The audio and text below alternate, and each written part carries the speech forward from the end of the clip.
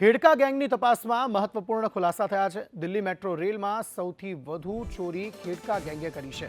ગાંધીનગર પોલીસે ખેડકા ગેંગને ઝડપી હતી। 100 જેટલા કેસોમાં આ ગેંગની સંડોવણીની આશંકા છે। દિલ્હી પોલીસની એક ટીમ ગાંધીનગર આવી છે। દિલ્હી પોલીસે ગાંધીનગર પોલીસ પાસેથી પણ માહિતી મેળવી છે। ગેંગના બાકી સભ્યોની પણ દિલ્હીમાં તપાસ હાથ ધરાઈ છે।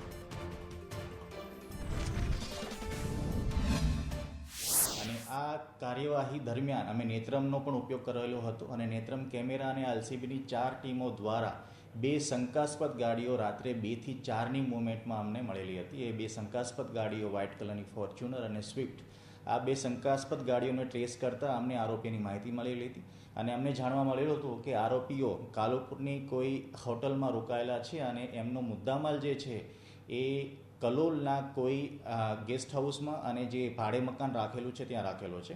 આની માહિતી દરમિયાન અમે કલોલના જે ભાડે મકાન રાખેલો છે ત્યાં અમે તપાસ કરેલી હતી અને તપાસ દરમિયાન જે મેટ્રોનો મુદ્દામાલ ચોરી કરેલો હતો એ તમામ મુદ્દામાલ અમને મળી ગયેલો હતો અને આ તપાસ દરમિયાન જે આરોપીઓ મુદ્દામાલ આવેલા હતા એ મુદ્દામાલ સાથે 4 આરોપીઓની અટકાયત કરેલી હતી।